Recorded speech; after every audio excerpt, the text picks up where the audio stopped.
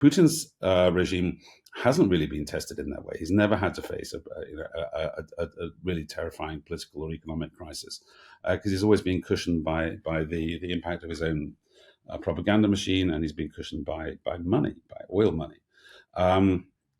So if one of those elements falls away, for instance, if there's a catastrophic fall in world oil prices, Russia descends into anarchy and revolution immediately. When you cut off the money flows, then that's the end of the Putin regime. Hello and welcome to Frontline for TimesRadio. I'm James Hansen, and today we're talking about the war in Ukraine with Owen Matthews. Owen is a writer, historian and Russia correspondent for The Spectator. He's also the former Moscow and Istanbul bureau chief for Newsweek. Owen, thank you so much for your time. Welcome to Frontline. My pleasure. Good to be here. First of all, can you just give us your assessment of where you think we are in this conflict at the moment? Well, it's pretty clear, unfortunately, where we are, and it's been clear pretty much since the last big movements of the autumn of 2022, when the Ukrainians retook bits of Kherson and Kharkov. Basically, we've been in a stalemate ever since, and we've seen some pretty small movements on the front lines. Where mostly Russian advances, very bloody, small Russian advances. And it looks like we're just on the threshold of another Russian advance in around Avdiivka. That's what we're seeing is preparations for a major Russian push. But actually, in the big picture, whether Avdiivka or Soledar or Bakhmut, all these little towns are, one side or the other of the line of control is not really strategically significant. So in a word, it's stalemate, and it's been stalemate for quite a long time. And the only movement, and this is actually potentially strategically important, is that the Ukrainians have changed up their tactics and started attacking deep into Russian territory and attacking where it hurts, which is Russia's oil and gas infrastructure. And that, I think, may paradoxically be a much more potent weapon than all of the titanic struggles, which are basically getting nowhere along the front line. Would you say that is the right strategic approach for Ukraine to be pursuing at the moment, given it seems very unlikely they're going to make any breakthrough in this positional warfare we're seeing on the front line? Yeah, I think it's absolutely the smart way to go, because I think it's been pretty clear right from the beginning that this war will end in negotiation. I mean, there's no other way that wars end, in fact, except with total victory. But by total victory, I mean, as like the Allied victory against Germany and Japan in 1945. That's obviously not going to happen. The Ukraine is not going to take Moscow and depose Putin. That's not going to happen. So clearly, there's going to be some kind of negotiation. And this whole war has been about getting Ukraine to a position of maximum strength in those negotiations. And what that means is making this war painful and expensive for Putin. And obviously, one of the ways to do that is to kill his soldiers on the front line. But actually, that's not something I think that Putin or even Russian society regards as very painful. And there's a really tragic and obvious reason for that, and that is that Putin is fighting with people whom he and lots of Russians regard as essentially expendable. That's why they've been recruiting from prisons. That's why so many of the Russian soldiers that the Ukrainians capture on the front lines are literally, murderers and rapists who've been thrown into the meat grinder. So eliminating Russian soldiers is not the way to cause pain to the Putin regime. What is the way is to actually strangle or strike at the lifeblood of the Russian economy, and that's oil and gas. And the Ukrainians, basically over the last 6 weeks, have been scoring hit after hit after hit on refineries, on gas pumping stations, on all kinds of critical infrastructure, not to mention actually continuing to sink Russian ships. Two so far, since 26th of December. Two major ships have been sunk by Ukrainian drones and missile fire. So that's the kind of thing that actually is going to put Ukraine in a position of relative strength. And I think that's their best shot, basically. Do you think Ukraine can sustain those attacks on Russian energy infrastructure, or do you think Russia, who maybe have taken their eye off the ball in terms of their air defences, will address that? Well, it's in war, particularly in asymmetric war, which is what this is. Basically, you have a bigger country attacking a smaller country. I mean, the key to winning in asymmetric war is to use your enemy's advantages against it. So, just taking the most obvious one is Russia is much bigger than Ukraine. Multiple times bigger, dozens of times bigger, in fact, in area and also in population and economy. But the point is that the Russian infrastructure is much more difficult to defend because there's just so much more of it. And what we saw at the right last month, there was a very effective attack against oil terminal called Ust-Ladaga near St. Petersburg, and that's 1,600 kilometers from the Ukrainian border. I mean, that's a really deep strike. I mean, if you can strike St. Petersburg from Ukraine, you can strike anywhere in European Russia, and that's actually something that's really profoundly, I think, disturbing for Russian strategists, because although they do have, of course, air defense. The air defenses are localized by definition. You can only put your equivalent of a Patriot battery. The Russian equivalents are called S-400s. Air defense systems. You can only put them in a certain place. They only cover a certain limited territory. So, whereas Ukraine has shown the ability to strike, as I've said, I've almost lost count. I think it's something like 16 successful deep strikes in the last 6 weeks. And on the point about Russia's casualty rate, I mean, I absolutely hear what you say, Owen, about the types of men who are fighting on the front line, convicts, migrants, etc. But I've heard some people make the argument that if, in the longer term, Putin is forced, because of the casualty rate, to look at conscripting middle-class men from the big cities, notably Moscow and St. Petersburg, that may change public opinion towards the war within the Russian elite. Do you agree with that argument? Yes, I think that's completely true. That were Putin forced to introduce mobilization once more, that would actually be politically damaging. The last time he did it was on September 22nd, September 23rd, 2022, when he announced the mobilization of 300,000 reservists. Now, we have to make a distinction, which is often sort of overlooked in the press, between conscription and mobilization. There's actually, it sounds like the same thing, but actually it's not. Conscription is when they oblige young men, 18 years old and over, to do compulsory military service for a year. But those conscripts are not sent to Ukraine. Russia doesn't fight with conscripts in Ukraine, bizarrely. They sign up lots of those conscripts, or sort of, more or less, sometimes more or less forcibly, to join the professional army, but they're not fighting with conscripts in Ukraine. What they are fighting with is mobilized people, and that is people with military experience. And it can be very limited military experience. It can be actually just joining the equivalent of an officer training corps, which is compulsory in many universities. But the bigger point is, when he did that in September of 2022, there was a backlash, and there was a backlash in lots of unexpected places that had hitherto been sort of pretty quiescent, like Dagestan, for instance. And what we have been seeing over the last few days is, for instance, yesterday there was a small demonstration outside the Kremlin of soldiers' wives who were demanding that Putin, allow their husbands basically to return home. Now, these are not necessarily anti-war protests, because actually, in the interviews, even in unofficial interviews, I'm not talking about state media, they haven't covered this. But actually, in their own social media posts, it's pretty clear that these soldiers' wives are pretty bloodthirsty and hawkish and aggressive about Ukraine. These are not people who love Ukraine. They want Ukrainians to be massacred, but they also want their husbands home. So that's a potential fault line as well. Both mobilization and soldiers' wives are political headaches potentially. But right now, the um, I don't actually see any major need for it.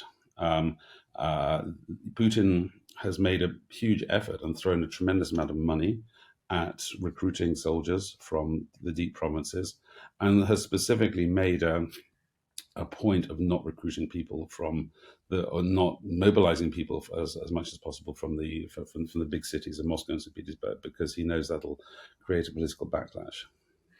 There's been understandably a lot of focus in recent months, Owen, about the need for further military aid for Ukraine from the West. We'll come on to that. Just want to ask you first about how well supplied you think Russia is, because I know there have been some Russian military bloggers who have criticized, for example, the lack of drones, the lack of electronic warfare systems. I know Russia are using these Iranian-supplied Shahed drones, but do you think maybe not enough discussion is happening around Russia's supplies currently? Well, if we're talking about the sort of dumb equipment, just traditional sort of World War II style sort of artillery and that kind of artillery armor, the sort of traditional heavy metal that you need, it seems that Russia has, as far as we can tell, done a fairly good job of kicking up tank production. They're sort of working triple shifts in the biggest tank factories, as far as we can tell. They've got a huge resupply of shells, terrible quality shells, but nonetheless, shells from North Korea. But about the missiles and the drones. Well, just in the last 24 hours, the Russians hit 9 cities and towns across Ukraine in another night of missile attacks. I was just in Kiev just before Christmas for 3 weeks, and nightly there were several dozen missiles and drones, heavy drones, those Shahed drones, the Iranian ones that you're talking about. They're big aircraft. Relatively big for a drone. It's about 5 meters long, carries a 50 kilo fuel air warhead. It can definitely take down a building. So I don't think we're necessarily seeing a desperate shortage, as far as we can tell, simply because of the fact that Russia continues to lob all this stuff at Ukraine on a pretty much nightly basis, which doesn't seem to me to be an indicator that they're running out. On the flip side, we do know for sure that Ukraine is in desperate need of further Western military aid. Do you see any prospect, Owen, of in particular Congress in the US approving further aid in the next few months? Yeah, I think it seems that they put together a deal. I'm not an expert on American politics, and one of the crazy and tragic things and stupid things for all of us who are observers who are outside America is exactly why, given that large swathes of the Republican Party still support military aid for Ukraine, a minority don't, including Donald Trump, by the way, and sort of loonies like on the far right, like Marjorie Taylor Greene, but basically like the leader of the House Congressional Republicans is in favor of aid to Ukraine. Why is this then all stuck? It's because basically because of tactical desire on the part of congressional Republicans to damage and embarrass the Biden administration, and to that end, they've packaged Ukraine aid with a package of tightening border, which of course are totally unrelated things. But to answer your question, for non-specialists, it does seem that there has been movement on the border issue, which is the major sort of blocking issue, which has held up Ukraine American aid. But the bigger question and the more profound question is, let's say that the package does get passed.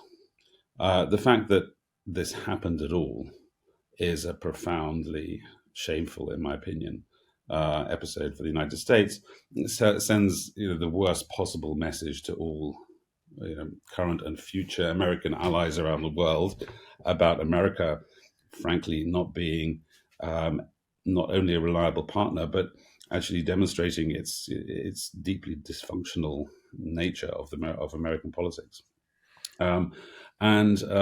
If you read the Ukrainian military bloggers, they've been screaming and hollering from the rooftops about very specifically that the interruption in American aid has actually made Ukraine's forces weak in a key sector like Avdiivka, which may very, very well fall to the Russians imminently, precisely because they don't have enough artillery and HIMARS, rocket artillery and that kind of thing to defend themselves. And that's literally America's fault. And were this fresh tranche of support to be approved, do we know how long it would last, Ukraine? Well, that's a good question. There's something that actually some people don't necessarily realize, is that actually the money that America gives in military aid to Ukraine is pretty much all spent in America. So if you break it down, what it means is that America sends Ukraine rocketry, heavy equipment, Bradley fighting vehicles, and this kind of thing. Particularly important, of course, is rocketry. And they just use the money that's been allotted by Congress to replace their stocks. So literally none of this military aid money goes to Ukraine in cash. It all goes in material, which is just written off from American stockpiles. So, which is to say that $60 billion spent on American equipment at new replacement value it goes much less far than if you just handed the Ukrainians 60 billion, because Ukrainian and post-Soviet equipment is much cheaper. So how long will it last? It kind of depends on the intensity of the war that they're hoping to fight. Because if you listen to Zelensky, he has 2 weeks ago, Zelensky announced that he wanted to mobilize up to 500,000 Ukrainians for like another major summer offensive, which is going to require more heavy armor. It's going to require air support this time, which Zelensky's been asking for ages. And all this, all this will of course be enormously expensive.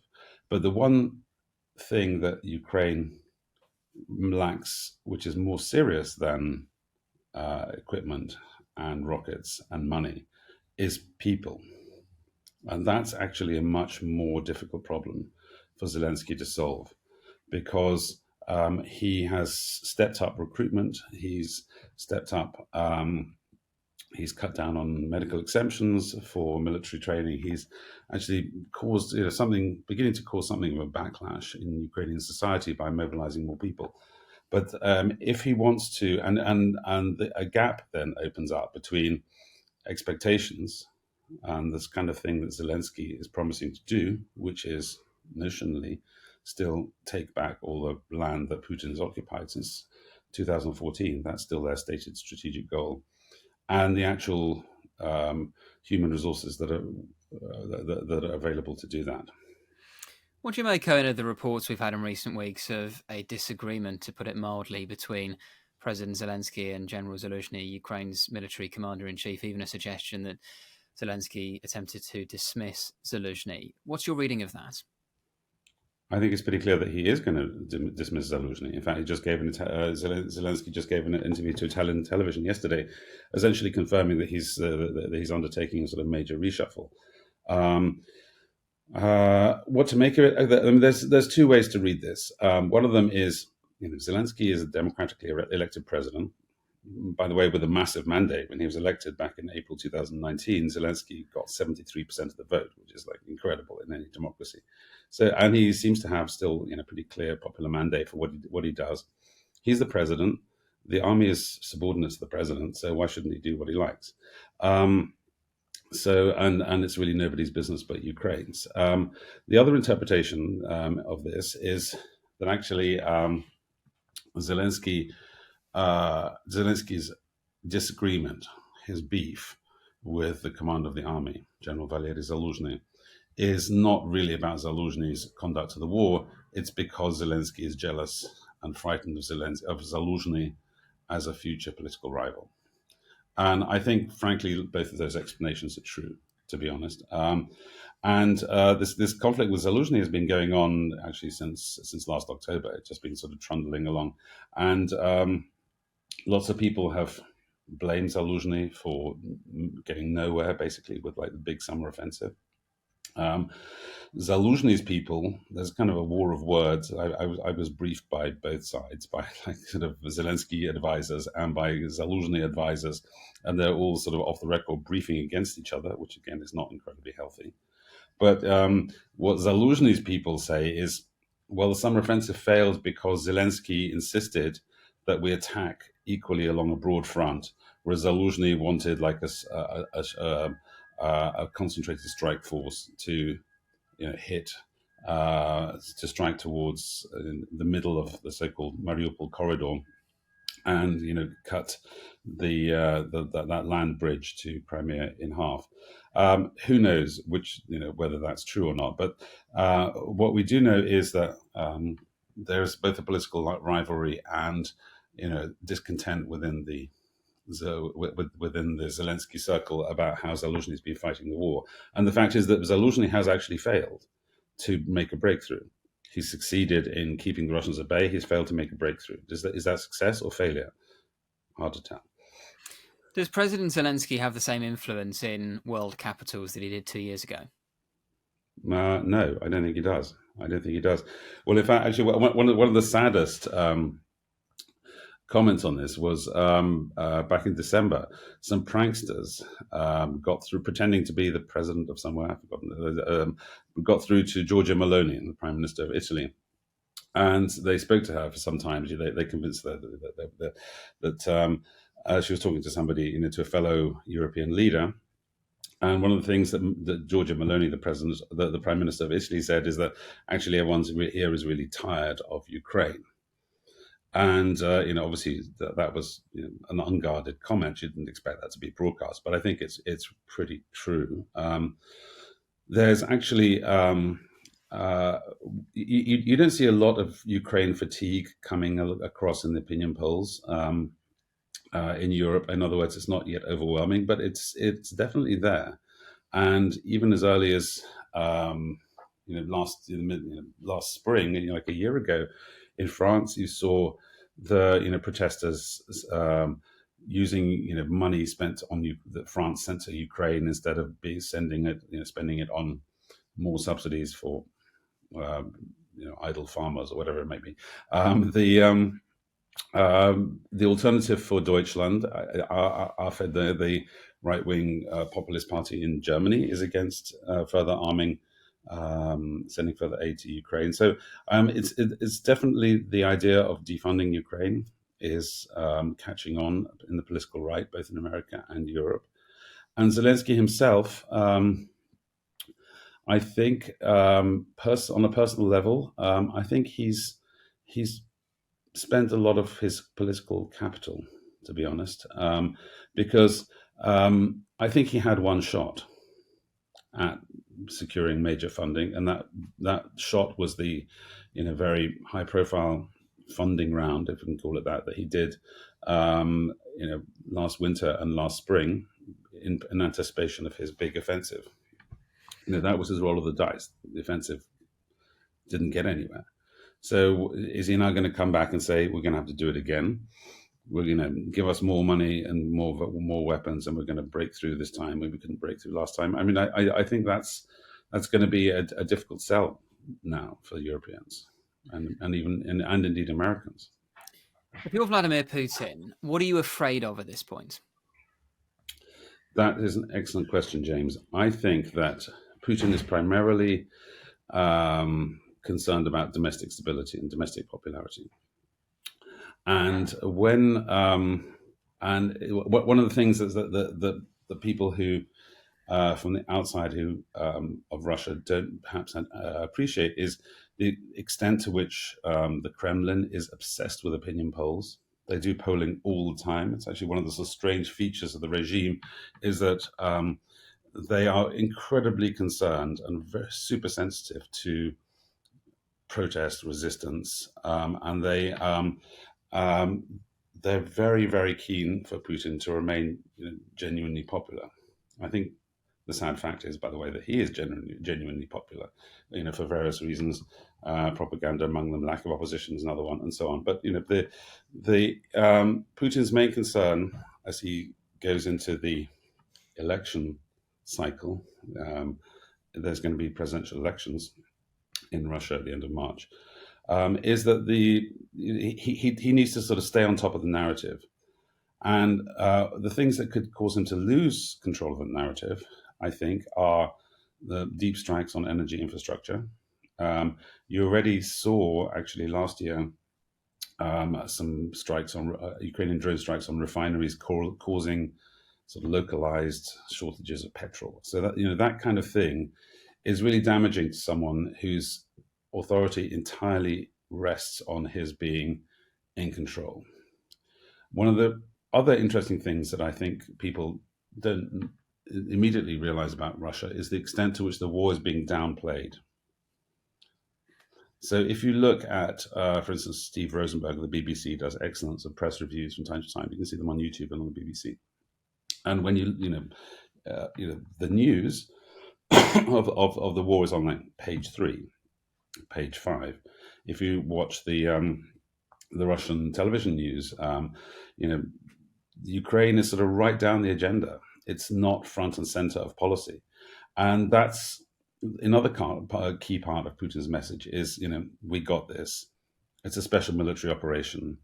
It's just, sort of rumbling along. We liberated these people. We did our duty.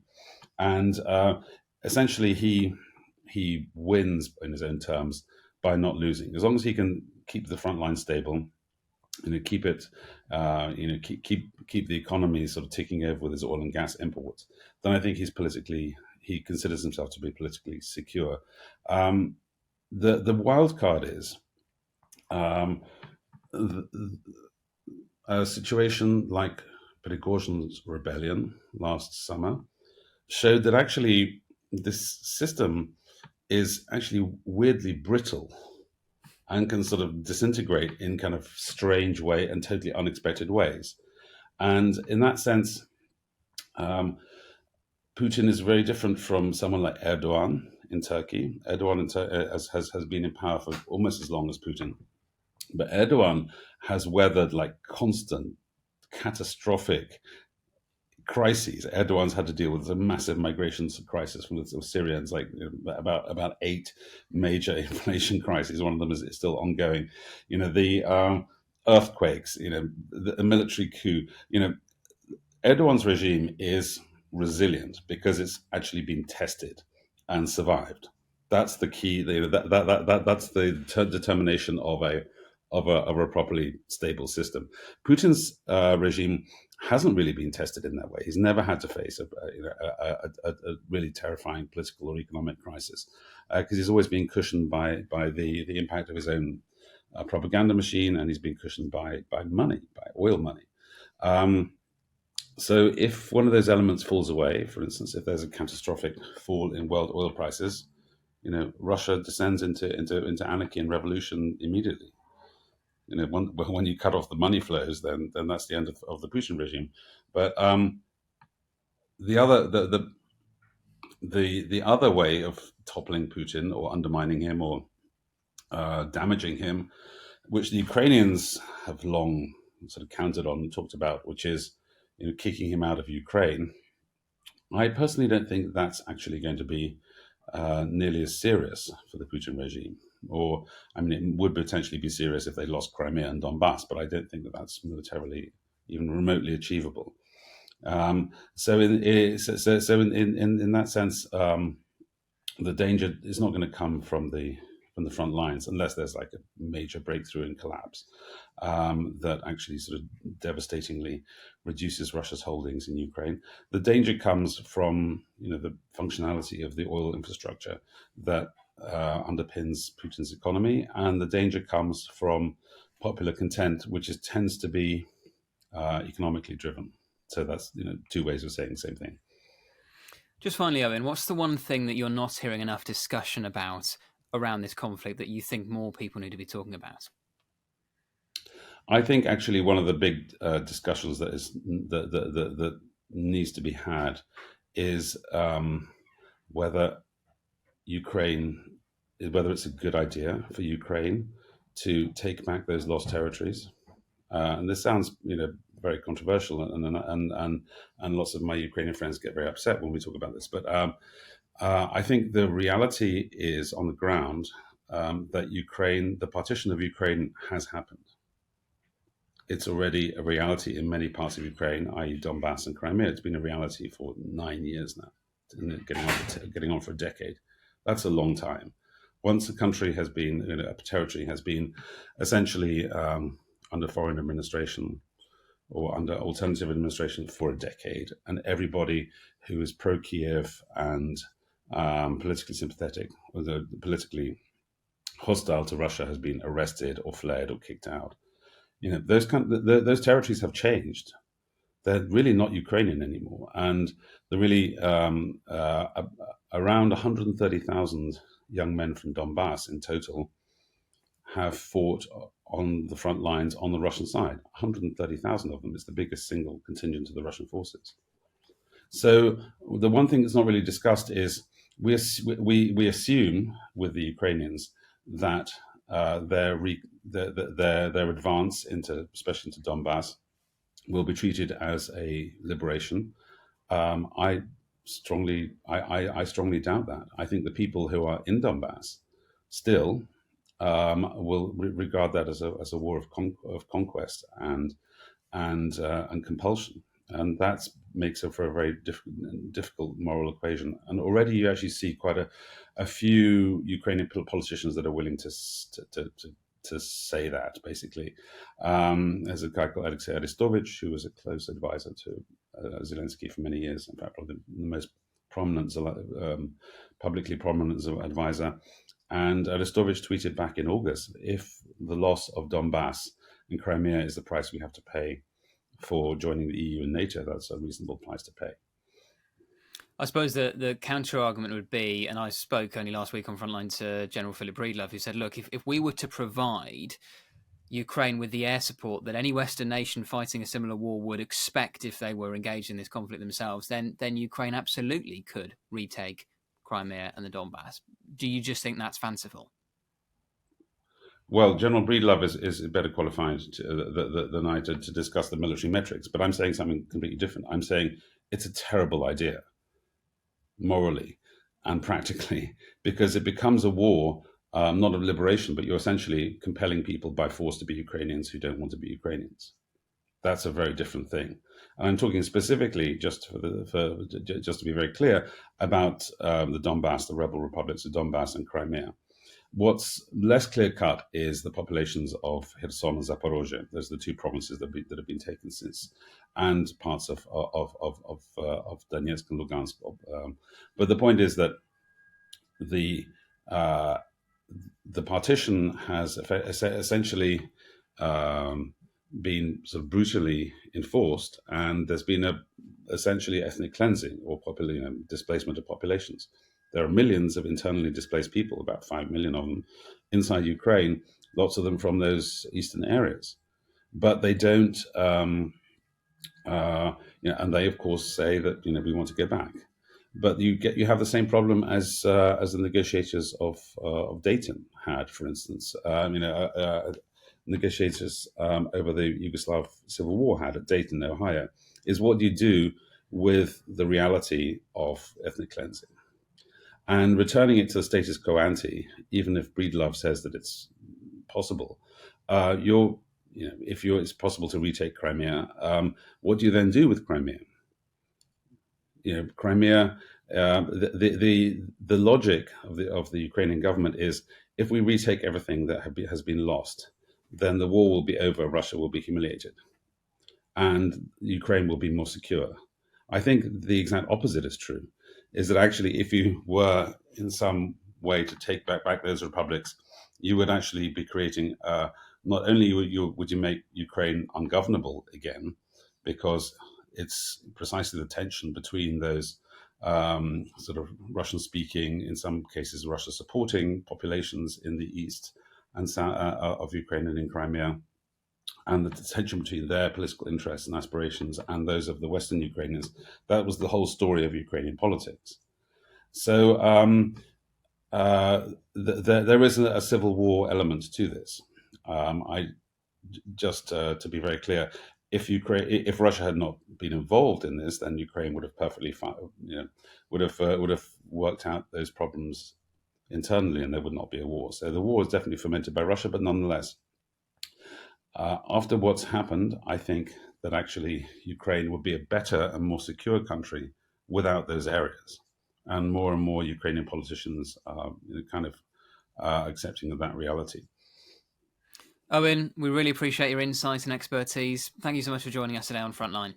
My great pleasure. Thank you for watching this episode of Frontline for Times Radio. For more on the war in Ukraine, subscribe to the Times Radio YouTube channel. Listen to Times Radio on your digital radio, or you can read the Times online with your digital subscription or in print. Thank you and goodbye.